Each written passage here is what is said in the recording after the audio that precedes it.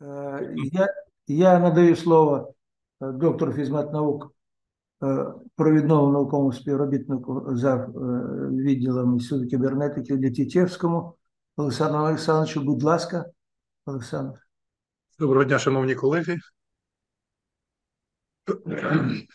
Значить, моя доповідь сьогодні вона присвячена алгебраїчній школі Віктора Михайловича Глушкова, яка вже налічує кілька поколінь вчених, більшість з яких відомі як в Україні, так і за кордоном, які розвивають численні наукові алгебраїчні напрямки школи. Ця школа, започаткована в Інституті кібернетики, була сформована дослідженнями, які мали значення винаходів на рівні світової науки та комп'ютерної індустрії, і багато в чому передбачили їх подальший розвиток. В своїй доповіді я зупинюсь на деяких основних напрямках алгебраїчної школи та практичних застосувань алгебраїчних здобутків школи в сучасній індустрії. Так, наступний слайд. В 1968 році командою Віктора Михайловича було розроблено електронну обчислювану машину нового покоління МИР-1, яку пізніше змінили більш досконалі версії, а саме МИР-2 в 1969 році, МИР-3 в 1974 році. Головною особливістю нової ЕОМ було те, що це був комп'ютер індивідуального користування, тобто одна із перших в світі персональних машин.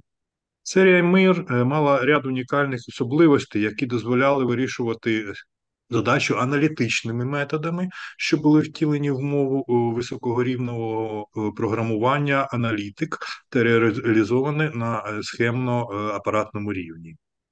Специфіка та можливості символьних обчислень, що були реалізовані на рівні машинних інструкцій, значно відрізняли архітектуру машини МИР від існуючих в світі архітектур.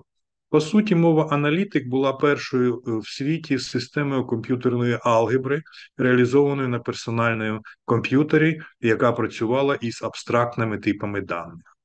Символьні обчислення дозволяли, крім арифметичних дій, працювати із формулами за допомогою підстановок, порівняння формули з математичними шаблонами, створювати канонічні форми вирази, розкривати дужки.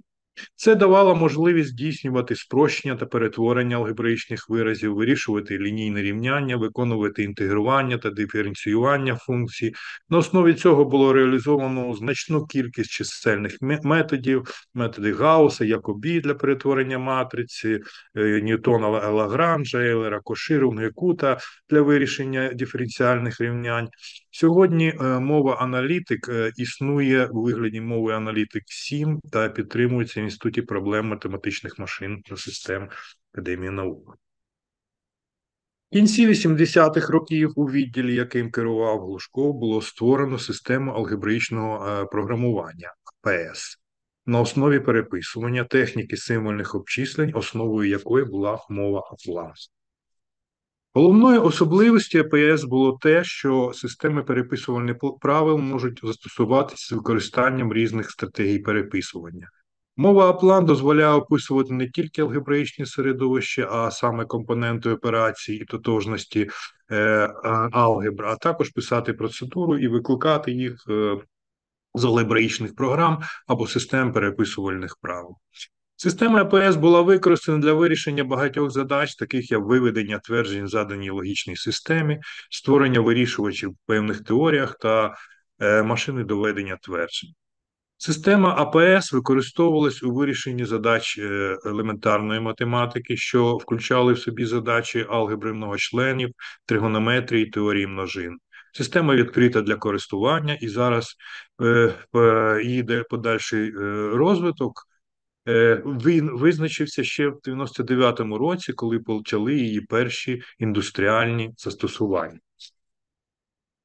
Теорія взаємодії агентів та середовищ була представлена в кінці 90-х років послідовником алгебраїчної школи Глушкова академіком Летичевським Олександром Адольфовичем спільно із британським вченим Девідом Гільбертом.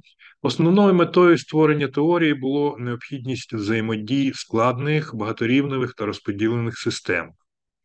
Ідейним прототипом теорії взаємодії слід вважати модель взаємодіючого керуючого та взаємодіючих керуючого та операційного автоматів, запропонованого Глушковим ще в 60-х роках для опису структур обчислюваних машин, а також її розвиток в теорії дискретних перетворювачів 70-х років.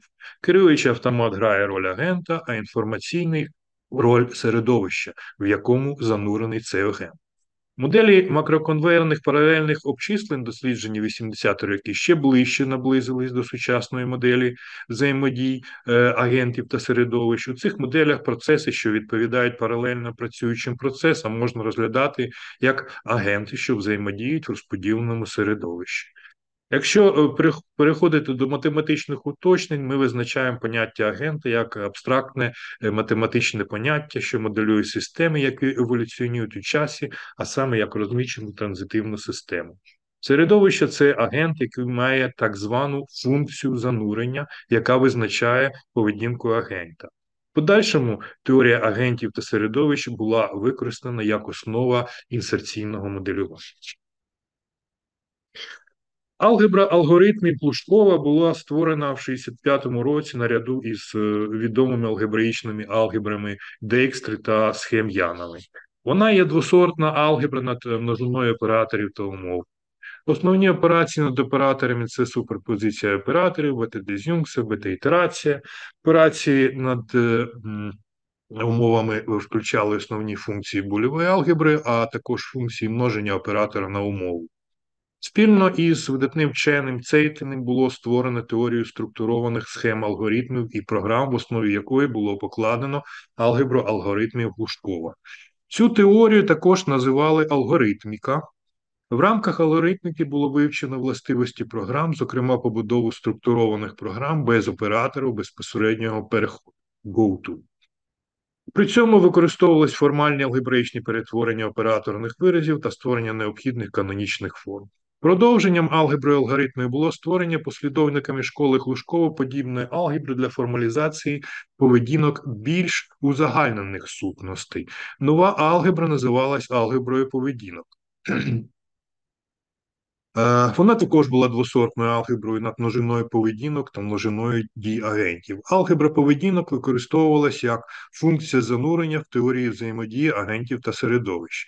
Основними операціями над множиною поведінок була операція префіксингу, недетермінований вибір поведінок та композиції поведінок, послідовно та паралельно. Множина дій задавалася трійками, передумова, процесна компонента та післяумова, що представлялися формулами в певній теорії, такі як цілочисленна арифметика, теорія множин, списків, теорія списків, бітів, байтів з відповідними операціями та предикатами. В 99-му році системи алгебраїчного програмування зацікавила компанію Motorola для здійснення верифікації вимог та дизайну програмних та апаратних систем. Поставленою задача була вирішена послідовника алгебраїчної школи Глушкова створення нового підходу та системи інсерційного моделювання. Ця технологія була побудована на основі синергії попередніх винаходів школи, а саме теорії агентів та середовищ, алгебри поведінку, досвіду автоматизації доведення теорем.